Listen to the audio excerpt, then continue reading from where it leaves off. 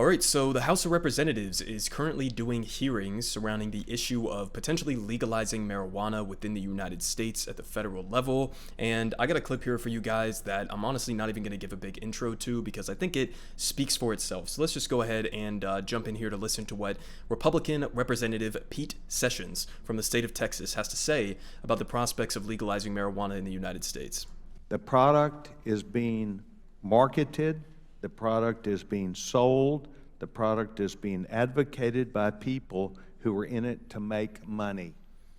Slavery made money also and was a terrible circumstance that this country and the world went through for many, many years. So, yeah, there you go.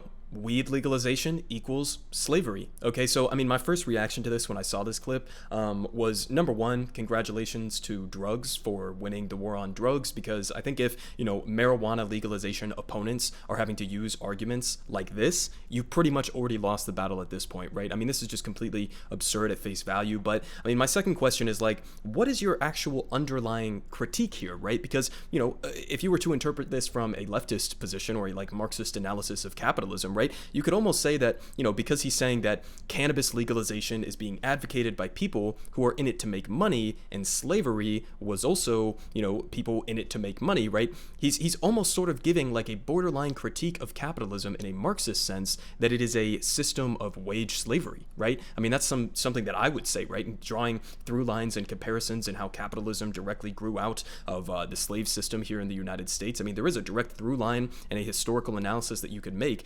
comparing these two systems, right? And I do think that capitalism is another sort of form of slavery, right? That is the inevitable outgrowth that came from chattel slavery here in the United States. So, if that was his point, then that would almost be, a based Marxist take there, right? A critique of the profit model that is completely dominating our society. But of course, that's not what he was saying, right? Because this is a Republican. This is a guy who is firmly in support of capitalism. So it's like, what the fuck are you even trying to argue here? That, things that are advocated by people who are in it to make money. Okay, so basically the entirety of how our economic system is set up here in the United States, that's all similar to slavery. Again, if you're giving that as from a Marxist critique perspective, then sure, I would agree with you 100%. But what are you actually saying here? Because, you are in support of this profit-driven model. And, I think there is another underlying point there to be made about how marijuana legalization is actually going to get done, right? We heard from the Biden administration where he pardoned, I think it was only like 6,000 or less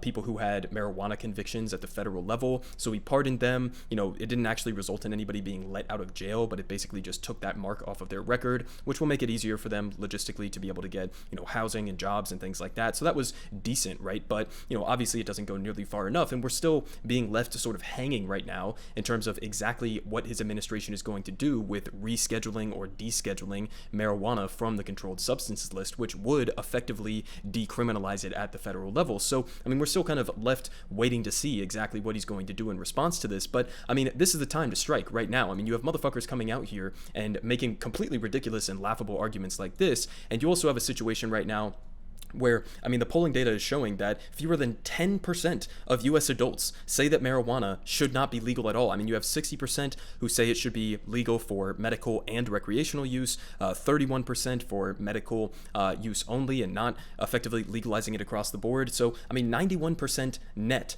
across the country are saying that this should be legal either medicinally or recreationally or both. All right, that's where we're currently standing right now. And you have motherfuckers coming out and making these types of arguments. Now is the time to strike, Brandon. Okay, again, young people just showed up for you and Democrats in these elections in damn near historic numbers. They're comparable to the 2018 record numbers for young people showing out to vote. And you look at issues even just within a state race specifically, like Pennsylvania, for example. That was one of the main things that voters were citing in terms of what they knew about John Fetterman, and why they were supporting John Fetterman was because he was running on legalizing marijuana. This is one of the most broadly popular issues in the entire country, whether you're a Democrat, a Republican, an independent. If it's 90%, then, this is pretty much, you're never going to get 90% of Americans to agree on anything, right? So this is the issue. And, it's pretty obvious that Biden's administration should be moving aggressively on this, legalizing it, not just because it's like, an issue of freedom and letting people put, whatever they want into their bodies so long as it's not harming other people, people, right? I mean, we have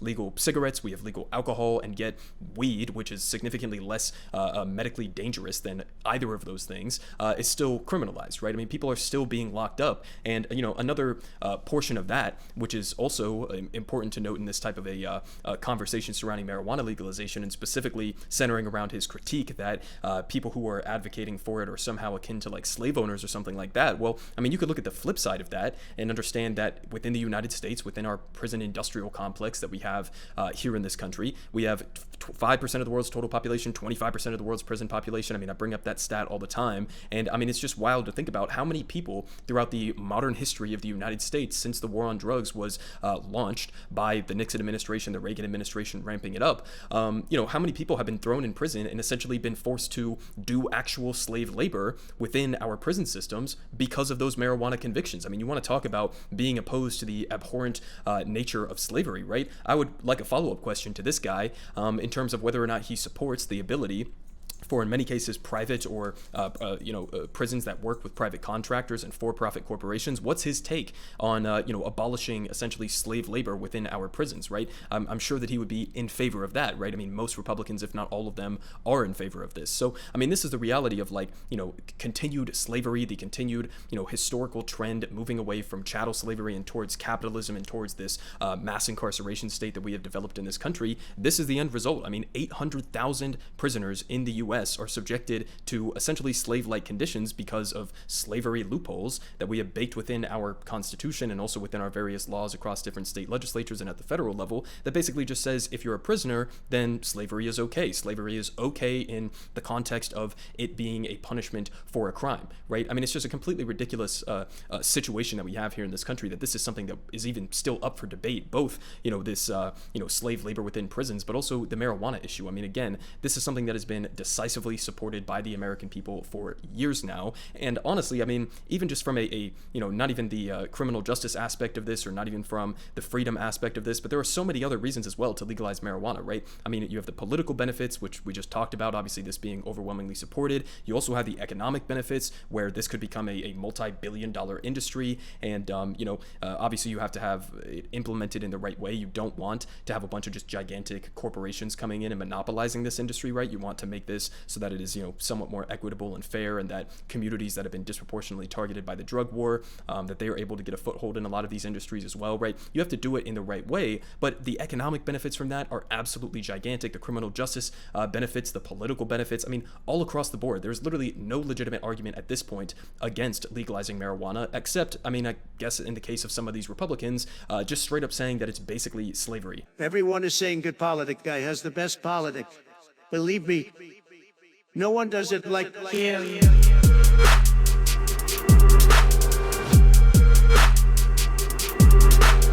Believe me, everyone is saying